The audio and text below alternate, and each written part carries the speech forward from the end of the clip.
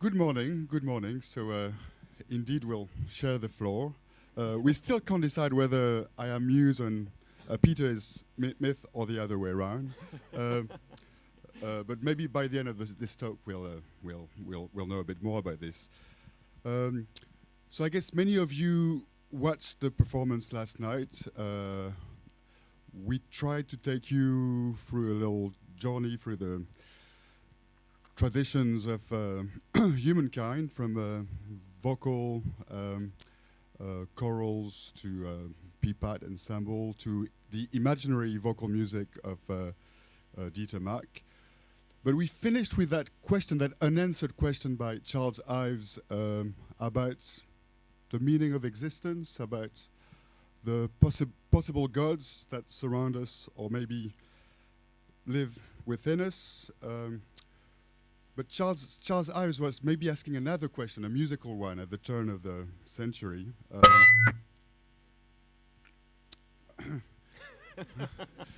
The ghost of Charles Ives. So question about tonality, the question about whether multiple musical worlds can collide or coexist. And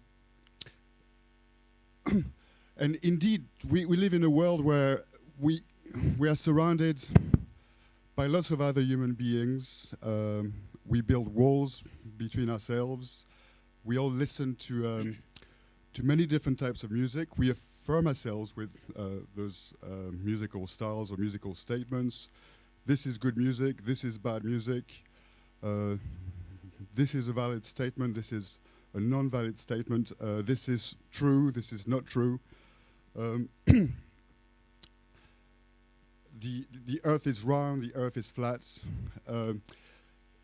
Really, what I'm trying to say here is I think music is always the expression of the dreams we have within us.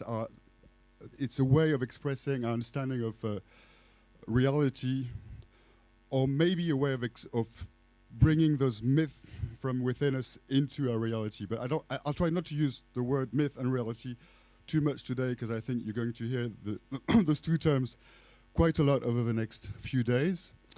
Yesterday, we were guided by the piper from Hamelin, the German-Saxon character. This character, through his flute, could chase evil away or could transform reality around him by projecting positive thoughts. You find similar characters such as Prapaimani in Thailand. So music is very often used as a way of transforming the world around us. Around the same time as Charles Ives, when Charles Ives wrote that piece, The Unanswered Question, the naturalist Ernst Haeckel published a book, well, quite a few years before this, but still same time period, called The Arts and Form of Nature. And what he did is collecting a lot of radiolarians, the first life form to develop a skeleton, from the bottom of the ocean. He fished them out and collected them, kind of drawing them and seeing them as not only biology, but also as a form of art expressed by nature. He said this, I'll try not to cross the line too much because the ghost might reappear. He said that through this collection of biological forms, he could see nature revealing an alphabet of possibilities, as if the ancient seas were dreaming the future permutations of organic and invented life forms. I think this is quite a good analogy for music. Our music keeps evolving, keeps changing. We have created so many musical expressions that in many ways you can see that as the endless mutation of human imagination.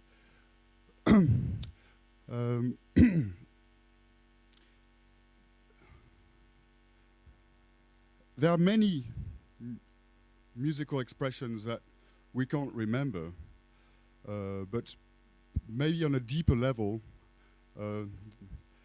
those musical expressions still resonate within us. Something we like to do during the symposium, and we've been doing for the last few years, is try to illustrate the theme of the symposium through music. So the last year we talked about social cultural change in Southeast Asia. Here's Dieter with his own mythical ghost. We created dialogues between different countries, like we'll be doing tomorrow, trying to explore the language of music. The theme last year was, as I said, social-cultural development in Southeast Asia, and I think this year, in a way, we are exploring a similar idea by looking at the myths that came from those cultures. And what we did is we created a performance where we scan through the airwaves, scan through various time zones. We travel through various cultures and countries, but also through different eras, also through places that don't really exist anymore. I'd like to play you a little extract from that performance.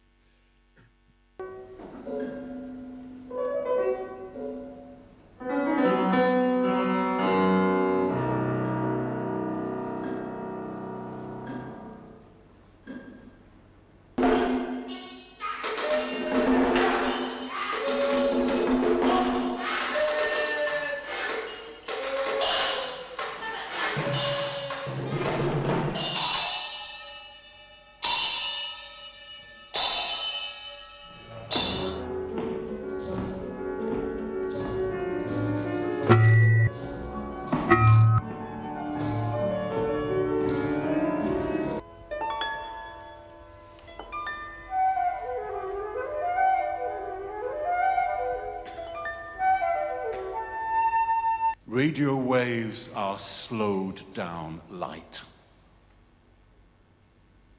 They carry messages and music from far away, depending on the weather, from distant parts of our planet. The music of the rest of Asia comes right now, is traveling right now to Anand's radio. The music of Central Asia, of Northern Asia, of Europe, the Americas also. Also the sound of the sun.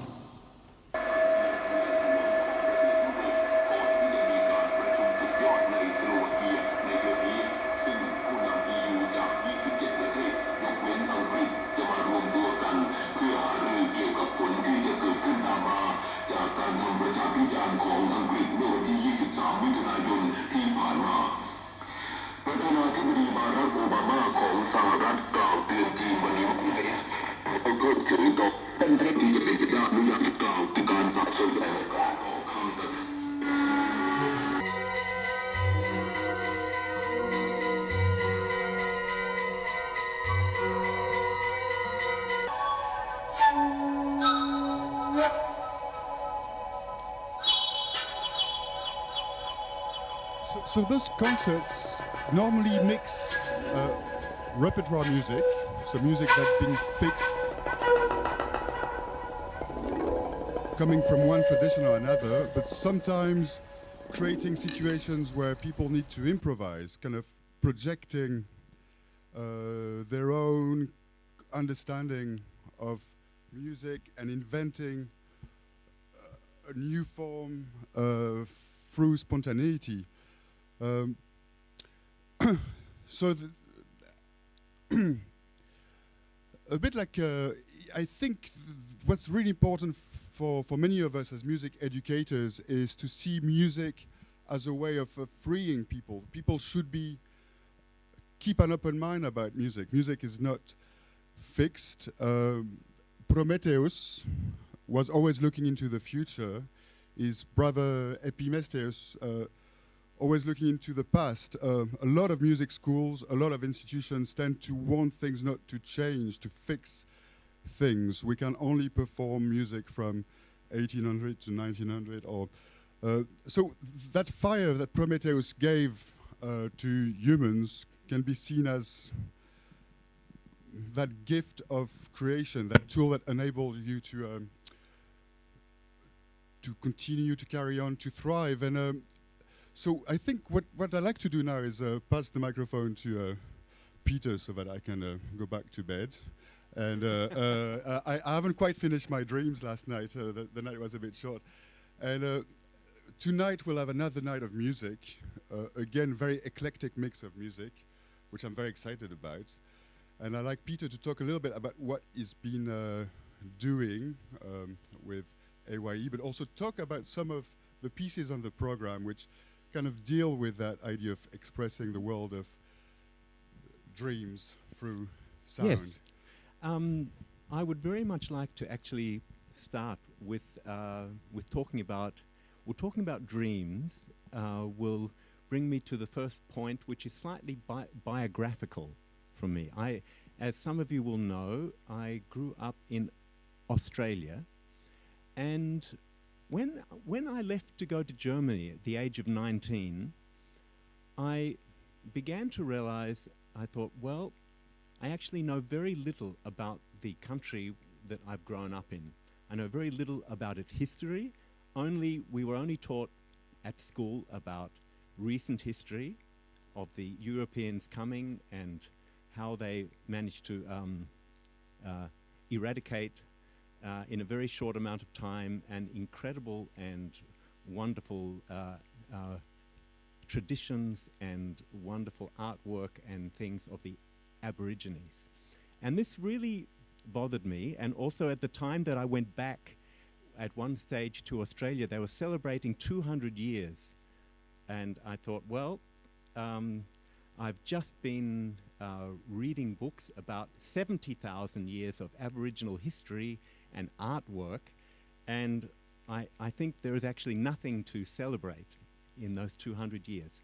So I began my own research at that time, because I suddenly felt it's not right to have not been taught about what has really gone on in this country and what a rich culture there is. So one of the very good books I bought at the time had as a title "The Reality of Myths." That was the very first title in the book that I remember very well.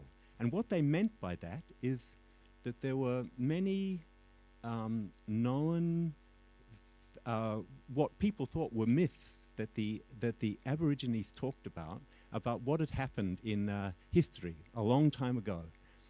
And it wasn't until much later that scientists and research managed to work out that all of those events that they had spoken about all happened. Like when there were the time that there were volcanoes, which is a long time back. There are no active volcanoes there now, but it's really many thousands of years ago. It was proven that all of these things that they had talked about happened, and that had all been passed on. So I found this absolutely fascinating, and thought I need. Okay, sorry about this. That's all right. So one of the trips that I did was I rented a 4-wheel drive vehicle and drove 4,000 kilometers through the country, because I really wanted to do this with 2 people, because if you get stuck in a 4-wheel drive vehicle in the desert in a crocodile infested river, which can happen, it's a good idea to have somebody else with you. So, and I went to some very remote rock art areas that had only been found actually in that year, because the Aborigines had been very clever to hide them in places that people were not going to find. And in many of these places there were spirit beings and a wonderful array of pictures that was very moving. So this was, and I was also very lucky in that I I have a brother who works as a doctor in these very remote regions, so I was able to enter certain areas that you're otherwise not allowed to even go to, and be able to be taken on a trip with people from that who had lived their whole lives and could go back. They could tell me so much about the area, and they were saying to me that that they have words, like a myriad of words, like just for a certain stone or a certain tree or certain things. They all have a very spiritual meaning. And after I'd been through all this and was thinking about it, and was also listening to their music, I also happened to meet Lisa Lim. And Lisa Lim, one of her works we will be playing tonight. And I had not, so Lisa Lim was born actually in Brunei, but grew up in Perth in Western Australia. And I met her actually in Darmstadt, so not in Perth, not in Melbourne, but in Darmstadt. And I was absolutely fascinated by her music, and also by the background of her music, and also her care and very intensive research that she had done with Aboriginal culture, which she has turned into music. And that's one of the main things I'd like to talk about today. Actually, the piece I'd like to talk about is called Songs Found in Dream, which I think is a wonderful title.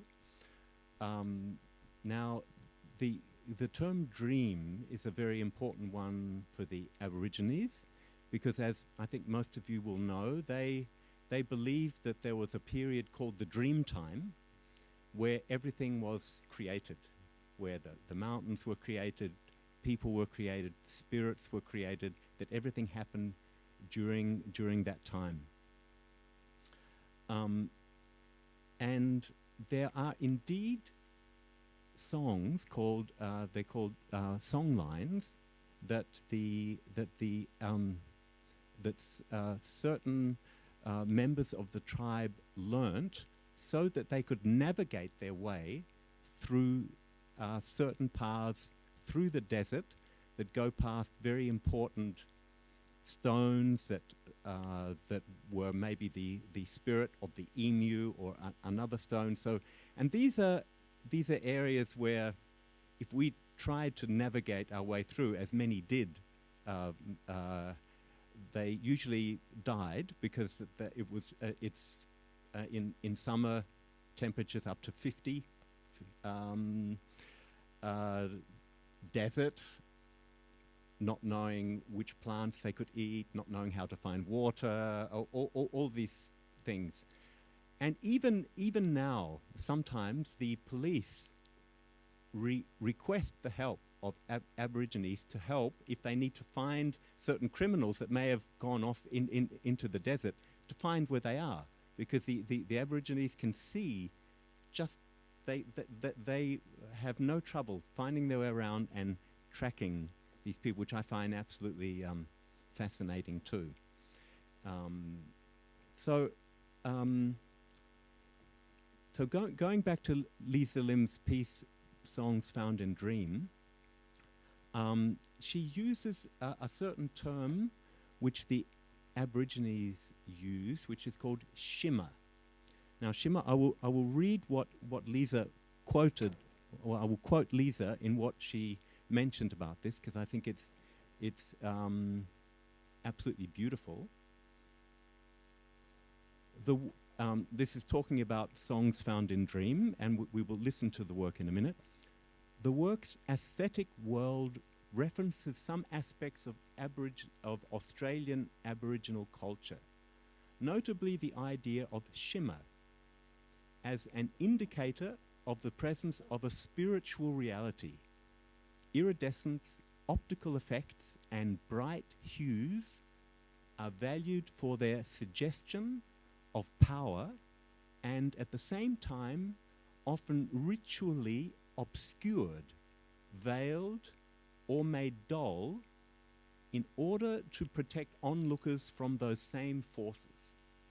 So I find that an absolutely fascinating concept, and one which, can really makes one fantasy think, well, how could one musically do something like that? I think it's absolutely wonderful. And then I will go on. One of the Aboriginal desert languages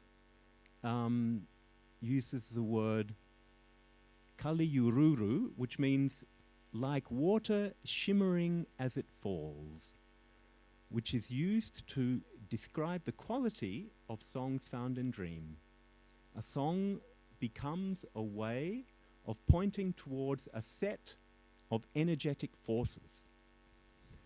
And in her composition, the aspects of singing are woven into a fine fabric of layers of breathing, shimmering, and metamorphosing distorted sounds, where the surface turbulence created by passing layers hints at an underlying song without ever revealing its identity. So, and my experience so far with her music, I've always found her to have a very original and amazing language, a language of her musical language as being one which is great. I think this would be a nice moment to listen to part of Songs Found in Dream. Okay.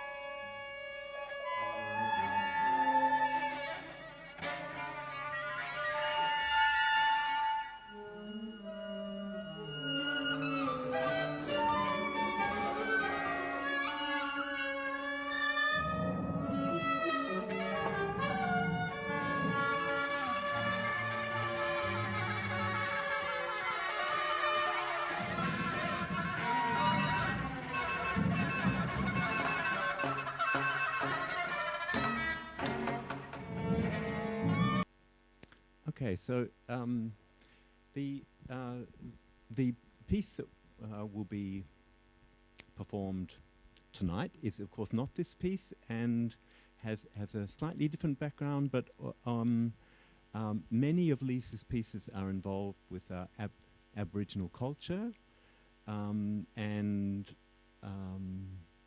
yeah, I think when this theme came up, I thought I couldn't think of a. I mean, for me, that was the most logical and closest example that I have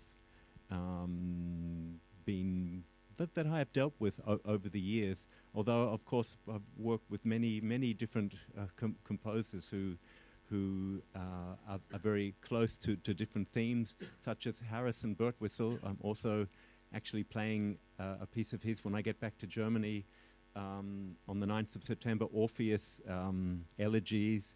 Many of Harrison Birtwistle's pieces also deal with this theme. I think it's a very natural theme for many people at some point in their lives to either be dealing with their own country with this theme or with other countries. There's something very natural about that. And could you tell us a bit more about your work as a conductor or a revealer of those dreams, the dreams of the composers? Because I've met you quite a few times now, and I'm always very impressed how you manage to zoom into the notation and extract the sound worlds out of musicians. Can you maybe comment on Sure. For me, when I look at scores that have maybe just arrived, like this time too, 10 different scores are there, and I look at them. For me, actually, the very first thing I look at is not, okay, this looks very complex, this is going to be very difficult. It's more, what is the musical message there? What is the main aspect? Okay, what has to come out? And because sometimes when there are extremely difficult scores, one has to work out an order of how you look at it, obviously. If you start looking at all the details at once, that often ends in chaos and the players having the impression they have no possible chance of being able to perform that piece. So one also has to have a good strategy. And I have always found working with younger players, but also actually any age, that a much better strategy is to musically find the piece very early. And of course, this often involves me having contact with the person who wrote the piece to of course, make sure I'm on the right track, and that I'm finding the right key for how can we solve all the issues in the piece. And also that's more important at first than worrying about maybe hundreds of quarter tones or hundreds of complex rhythms. First of all, is to find the key to what musically needs to come. Then, when that's been found, and I can feel that the players, okay, have liked the piece, feel they know what it's about, then one can go next layer. Okay, let's try and get this much better together now, and then next layer, let's tune the quarter tones. Let's get there are various layers, but I've always found, also for me, even when I get solo pieces, I need to musically feel I understand what's in the piece before I start working on it. I don't just start technically practicing it. I need to have that part of it, and I think the musical impact of a piece is the main issue. First of all, that's really the main issue. It doesn't help if somebody plays a piece perfectly, but has no musical idea of the piece at all. Then no one will want to listen to it either, because it will not be of interest, because it won't work. There has to be there has to be a musical. Okay, what do I wish to express in this piece? What is being asked for? Yeah. So what you're talking about is the manifestation of that world, the finding what the inspiration, that muse was, the Yes. essence of that piece. Mhm. Can you maybe talk a little bit about what we'll be hearing tomorrow? I haven't heard any other pieces. I've only looked at the drawing that made those pieces. Yes. I think it's quite magical in a way to have musicians from all over the region getting together to paint those sonic pictures. Can you maybe comment on the Certainly. flavors that you've discovered there? I find this project absolutely unique and absolutely fascinating. I've, of course, have been involved in lots of different projects in my life that have involved sometimes different sound worlds, like done projects with Baroque instruments and modern instruments together. And I have worked sometimes with some traditional instruments combined with Western instruments, but not on this scale, and not so many premieres at once. And I find this project absolutely stimulating, wonderful. It's very challenging dealing with sometimes instruments that by their nature are very soft, really delicate. Like there's one piece that we're looking at today for Caillouët and string trio, where the Caillouët is so fine and so wonderful, and the string trio is too, but it's two different levels of Caillouët. Let's say 5 Ps to maybe maximum mezzo piano, maybe mezzo forte, and the string trio, where of course you can bring a lot of things right down, but you can't bring everything down, or it's so you one if looking for lots of compromises. But then other pieces, when I think of Chi Tsang's piece, re-sketches, where we have really a lot of instruments and a lot of chances to hear, and like an interaction between erhu and cello, and just so many things, and it's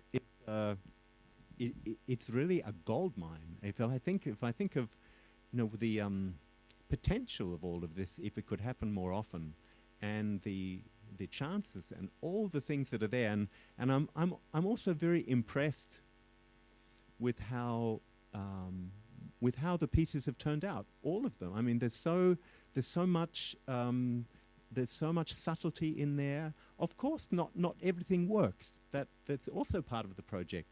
Part of the project is not that everything, one cannot foresee everything when you combine a Ken with a Sheng, or if you combine. I think that there's these things which are not that maybe it would work, but the technical difficulties or how long a player needs to have some of these parts is also an aspect which couldn't always be dealt with in this situation. But overall, I think the just watching people from so many different countries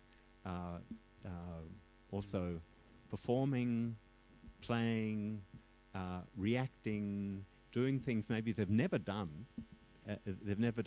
And I think some players are also not used to wondering why I'm standing in front of their conducting, what function that is, because maybe they aren't used to that too, which I perfectly understand. And I think that's also a fascinating part of this.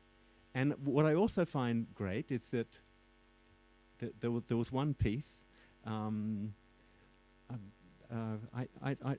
don't think I need to mention any names, but there was a piece where one of our players was thinking, okay, this is this has to be this rhythm, and this has to be right. You know, the way we often work on pieces, and then the other player came and started playing, and it was quite different, but really beautiful, poetic, and wonderful.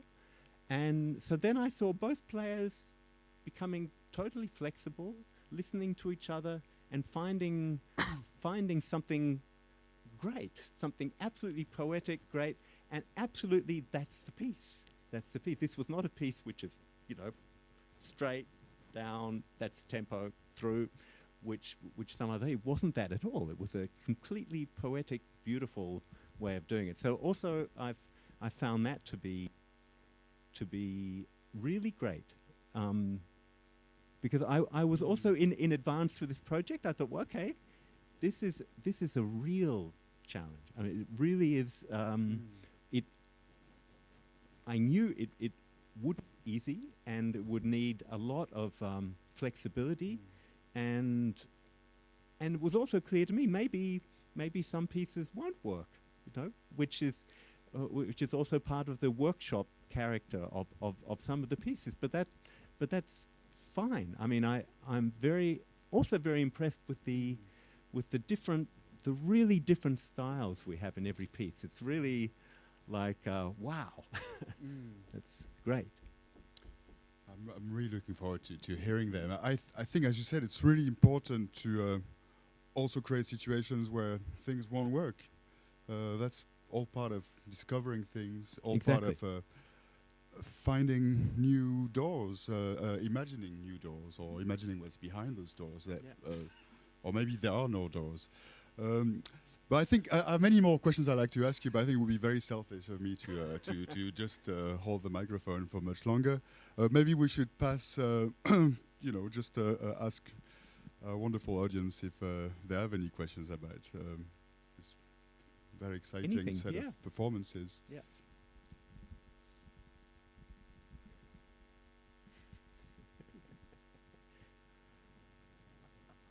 So maybe could Peter ask JD some questions? No, no, this wasn't in the script. I must run away. Well, JD, Okay, I would like the questions. You have to stand here if you ask questions. No, I'm joking. Yes. I would like to know more about your role during our concert. You will be beaming. You know, last night I really was most impressed with the whole presentation of all the screening and all the different things that happened. What I haven't heard yet, and I'd be interested to know, is if like for tonight or tomorrow or what might be planned for that. Sure. What are you doing next week? No. Well, I'm glad you asked this question because I think that ties things together quite nicely. I think one of the reasons why we use a visual element during those performances is maybe some members of our audience in general can be a little bit hermetic to some of the musical styles we choose to present sometimes. So this fire we're trying to give them sometimes doesn't quite resonate with them. And you mentioned the rocks, the awareness of that energy that's contained all those minerals and was ultimately created by vibration that can be expressed through sound, through light.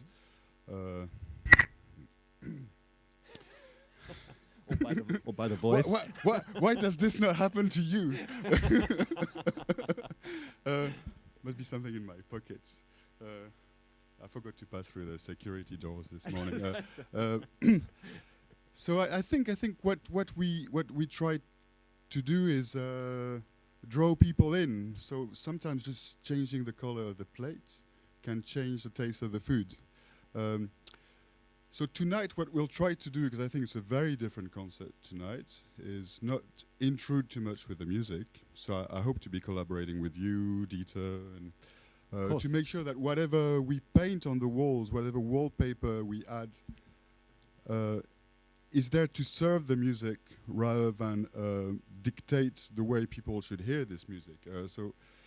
And there's a fine line. Sometimes it's just a little bit of texture that might subliminally remind people of their own connection with the natural world, or that might mean some others more abstract textures all of a sudden create a connection in their brain, in their imagination, that otherwise might not happen. So listening to certain types of music in a very kind of clean hall with exit signs sometimes can be a hindrance to some people. But that's something that I was most impressed with yesterday, in that all of these things that were there for me did not take anything away from the music that I was listening to. And if somebody had told me all those things were going to happen, I would have thought that will be far too much.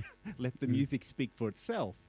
But then I was proved wrong. I mean, I didn't know that was coming, so I just was there. But I found that very just right. Well, you know, I think some of it works, some of it could have worked better. But the point is, as like everything we're doing, I think during the symposium, is to play with that theme. So this year we have myth, music, realities. It's a real opportunity for us to find out what we can do. What can we do with Charles Ives and that idea of the druids, of the mythical worlds? What can Saba mean, that piece that Dieter wrote many, many years ago? Once you look at all those little batik textures moving, what will that trigger in people's minds? And I actually recognize Saba because I've been to that village. Oh, really? That Dieter talked about. What Well, many of the sounds that are in that piece are kind of from the village. Oh, right, and okay. So that was very, because I've never heard that piece before. I found that very interesting to hear the piece, having been twice to that village in Saba. So which sound did you recognize? Just like sounds of some of the voice sounds, just village sounds. It's sort of hard to say, but that village has a special kind of atmosphere. And I was there at one stage for 2 weeks. That it's interesting you should say that, because I find a lot of ambiences from various places, even kind of night soundscapes, can sound a little bit different from one country to the other, even in this region. You know, the little pitch of certain insects, or the drone, the texture, the only one thing I missed. One night that I was in Saba, I heard a sound. I was sitting outside. I was just in the village in this little hut, and I said to the person next to me, "Are there snakes in Bali?" And he said, "Yes." I said, "Well, do you have a torch? Can we look in that tree?" So we looked in the tree, and there was a python about this thick, about 4 meters long, right in the tree next to where I was sleeping, and there were no windows in the hut. So I actually missed that aspect in the piece, but otherwise. Well, I think they're quite harmless creatures. You know, and I do think we share dreams with those creatures as well. Exactly. We have to remember that. So will there be any snakes tonight? Tomorrow. Let's see. We start with the Naga yesterday. Oh, we started with the Naga. Yes. Oh, okay. Yes.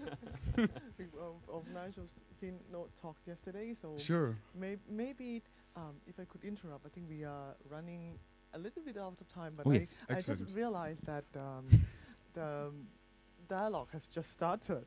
So in some way, so maybe if you could carry this musically, graphically, and anything else in the next 24 hours, that would be really wonderful. So please follow this. And for the rest of our lives, I think. Yes, I think so too. Yes.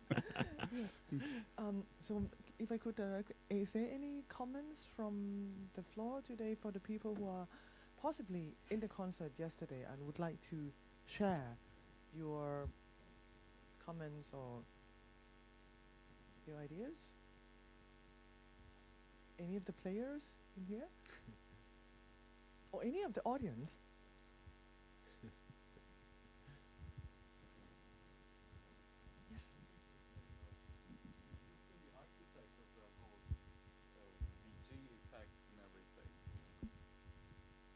that was you, right? Oh, is it a question? Oh, yeah. Yeah, that Uh, I understand. that's the answer. Yes, yes. I kind of I like to mess around with the walls. Yes, yes. Yeah, I mean, I just I'm easily bored, and I figure out that quite a few people probably are. Yes. No, thank you very much for that. I'm just like Peter, I was really overwhelmed, and I thought it was with a good taste. Because as you say, this is a dangerous thing to do, but it was really, really good. Well, very good concert. Thank you very much. Again, that's a subjective thing. Everybody has their own truth. But we must have some kind of collective connection there. Or yes. So that was my comment. Oh, Jonathan, as a... Hi. Just the stuff that JD used for my performance, they are films that were made specifically for the music that I made. But JD and his team did an absolutely fabulous job of mapping those films and video mixing the films in a new way that was nothing to do with me. And I watched some footage of the gig last night, and it's amazing. And it is so interesting to play and not to see the performance, because obviously I'm having it projected onto me, and then looking at it from the perspective of the audience on a film piece later. It was so great to see the way that you vision mixed it and mapped the thing onto the room, even though they were films that originally I'd made to sit with the music. So that was really interesting. That kind of alchemy within that collaboration, I thought was really fascinating. Well, you know, I have to give credit to my friend Dayan, who's the real magician. He's the guy who gets electrocuted and put all the projectors up and make sure everything is working. And he has very good taste. So we've been collaborating for quite a while. A lot of those things happen pretty much at the last minute. Jonathan communicated with me not very long ago and said, "Oh, I want to come to this thing." And then maybe last week I said, "Oh, would you like to be in the performance?" He said yes. And then 3 days ago I was like, "Oh, do you have any visuals?" And then we just kind of emailed each other, and those things just appeared on the wall pretty much 5 minutes before the show.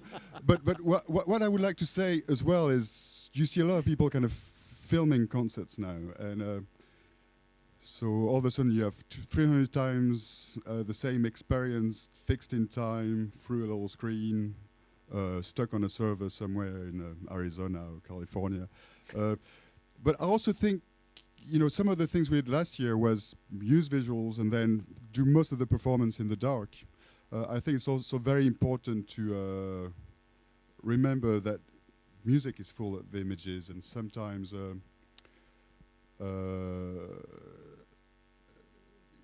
maybe using visuals in such a way is a way of helping people remember that this three-dimensional, visual, colorful world is already living within the sound. That music is the real manifestation of that magic, that dream world that we are all sharing. I think that's very important. So I think we might save the electricity bill tonight by not using any projectors. Yeah, well, good. Is there any more coffee around here? Maybe just one question to Peter. Do you see, I mean, coming from working with both of you, I can see a little bit of connections that you mentioned. Jonathan mentioned the word alchemy in some way, and like the previous speakers mentioned the word balance and all these kind of things. So in some way, from your AYE participations that you work, I mean, do you find also almost the same kind of you have to find way to negotiate, making balance. For example, like Jonathan mentioned earlier, that he was kind of performing and then you have something projected on him, so he couldn't see the performances. And in some way, traditional musicians also, they constantly, I like our friend, the Caillouët player, he's improvising, he's composing, and he's performing, and he's listening at the same time. So this is all kind of mixed together. I don't want to say the myth and realities anymore, but anyhow, that do you find that coming from classical music, contemporary music side, do you find that that's alienated, or do you think it's very normal, organic, like it goes? Yeah, that's a very good question. I think I think that all developed over these last days. It was really great that we had, you know, a certain period of time. I think if one tried to put a project like this together in a much shorter amount of time, it probably would definitely not work in the way that it's working now, because it's taken time for all the players to get used to how to react. Like the classical modern players, Western players, are much more used to say, okay, we have to get this on the beat, we've got to get this together, we have to do this. And of course, making music as well, but, and then then I think the Eastern instruments, the kind of music they've been playing is sometimes much more flexible and a different sound world. So just bringing all of these things together has been great, and has really needed, you know, a lot of flexibility from all of us, which is great, and that's so valuable. And really, I hope this won't be kind of just a one-off thing. You know, I really think it should be nurtured. It's really so valuable, and as I mentioned before, has so much potential. And I also feel just the interaction with the players is each day reaching a kind of a new level, definitely. And there's, I think there was a lot of almost fear in some ways from some players as to whether this was going to work, or whether am I good enough to do this, or is this good? Is this, you know, of course, because not knowing whether this could be something that works. Is it, will I manage this complex piece? Can I do it? And it is also clear that the actual level of the pieces is difficult. So I mean, there aren't really any easy pieces in the program. So it was doubly challenging, I must say. So not only I don't know, was 8 pieces or 10, but not only quite a few pieces, but also at a very challenging level. So I think that's been a test for the alchemy and for people come. But I think it's absolutely wonderful. Yeah, thank you. Very much, Peter. So maybe we can continue our discussions over lunch and something in the afternoon, and we really would like to encourage our audience here to stay for our Symposium's concert tonight, and also tomorrow night for the presentations of the AYE, because I think that would help a little bit of like understand what we are trying to say here, and that what we are trying to kind of experiment this new alchemy that we would like to try. So please first try the Thai food, because I think that's a successful alchemy in some way. So try that and then enjoy that. And then we'll see you back here in this room at 1:30 with talk by Professor Shinu Lee, a composer from Seoul National University. Thank you very much. Thank you. Enjoy your lunch. Thank you, JD.